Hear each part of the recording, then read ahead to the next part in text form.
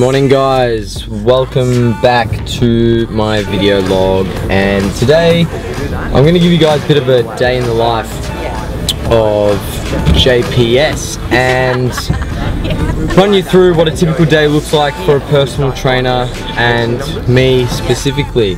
So I just wanted to start with what I do in the morning. So in the morning my alarm goes off usually at about 4 AM, and the first thing that I get up and do is get to my emails, client check-ins, program updates, nutrition updates and everything else for my clients, so that they are always moving forward with whatever it is their protocol requires, so they can achieve their goals. And then it's straight off to JPS to start personal training, which is at 5 AM.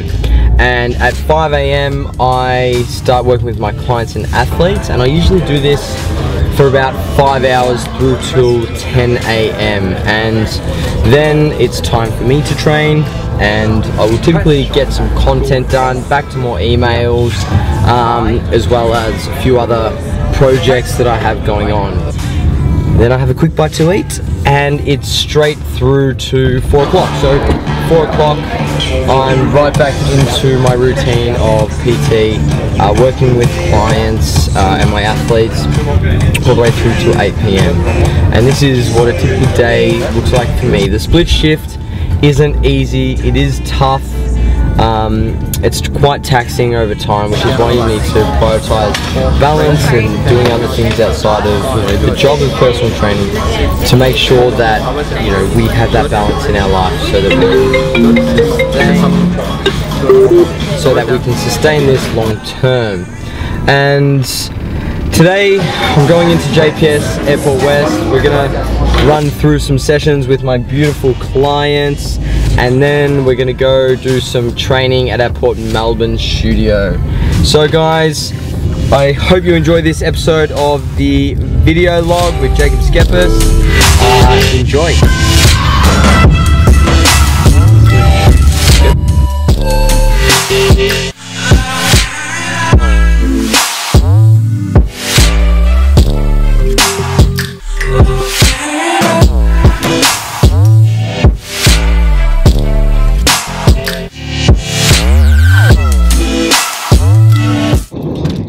Yo, what's up guys? Got another question. Can we build muscle and stay lean year round? This is a really good question, because a lot of people are trying to make gains, lean gains, without gaining body fat whilst building muscle.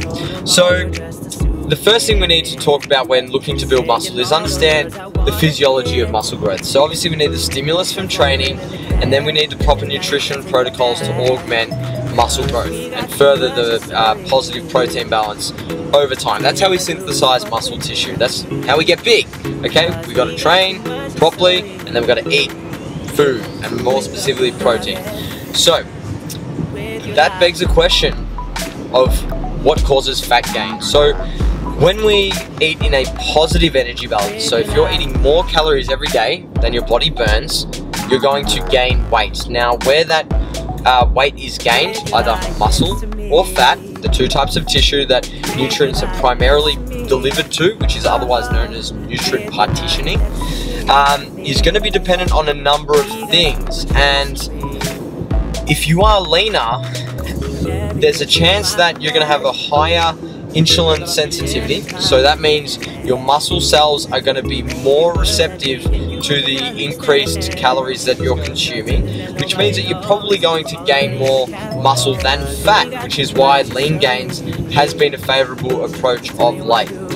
However, for most individuals, the amount of muscle that you can gain with such a slow process like this can be very tedious and limited if you're trying to really minimize fat gain.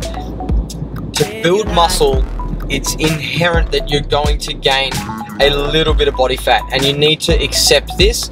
And it's not an excuse to get fat and just blow out and have a dreamer bulk, but it is important to recognize that if you're going to gain muscle fat will come with that, and to a large degree you can't control where the excess calories from the calorie surplus are being delivered. You can just do your darndest to train hard and ensure you're doing all the right things. I will, however, end this video with a little side note that even though a lot of the pro natural bodybuilders are advocates of lean gains and a slower rate of muscle gain, you know, to minimize fat accumulation, they all have done a dreamer bulk, myself included, where they've gained a shit ton of fat, gained a lot of muscle, and then stripped it back down, and then over time opted for a lean gain approach. So I do feel there is merit to the dreamer bulk, but staying lean year round isn't feasible. We need to gain fat, obviously not too much fat, but you cannot stay shredded, contest lean year round if you want to maximize your muscle growth potential. So I got asked a pretty interesting question that I thought would be really beneficial to record the answer to, because I think it will help quite a few of you out there understand training and training frequency more specifically. So the question was, is it beneficial to train a muscle group every day if we want to get bigger? And we first need to, you know, deduct this back to what happens when we train. So obviously when we lift weights, there is a stimulus that increases muscle protein synthesis. Now there are a number of systems at play here, so outside of just the muscle. So muscles obviously important, we want to get bigger muscles because biceps are cool, but we need to recognize that there's the central nervous system that is also involved in muscular contractions in the gym. There is the tendons, ligaments, joints, and a number of other things involved as well. So when we look at training frequency, it's important to understand that not all muscles can be trained with the same frequency because of the aforementioned recovery curves that I spoke about. For example, the deadlift is a movement that is very complex and requires a significant amount of muscle tissue to be recruited by the central nervous system. Obviously this is very taxing on the central nervous system when compared to, say, a dumbbell lateral raise, where there's only a really small amount of motor units recruited to perform that movement. Therefore, this gives rise to how we apply this information to our training frequency. So we can then come to the actualization that training the deadlift maybe once, twice a week is beneficial, because we know that muscle protein synthesis is elevated for 24 to 48 hours, and then we're pretty much back to baseline. So the muscles will be recovered if we train on, say, a Monday and a Thursday, the deadlift that is, and the central nervous system typically takes between, I dare say, 3 to 5 days if you're training at below 80%, and possibly longer if you're training at 80% and above. So therefore you need to take that into consideration. However, for the, you know, smaller muscle groups such as the triceps, the side delt, and so forth, these muscle groups don't have such a cost on the central nervous system, and as a result can be trained more frequently, possibly 3 times a week, even 4 times a week. And if you're really clever and you stay away from hitting failure, then you probably could train the side delts every day if you wanted to. Again, we need to remember that building muscle is all about progressively overloading volume over time and being in a positive protein balance, so consuming adequate protein and typically in a calorie surplus.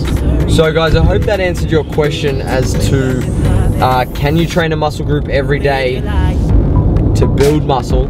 And if you have any questions, feel free to hit me up below. Make sure you like this video if you found it useful, and I'll speak to you all next time.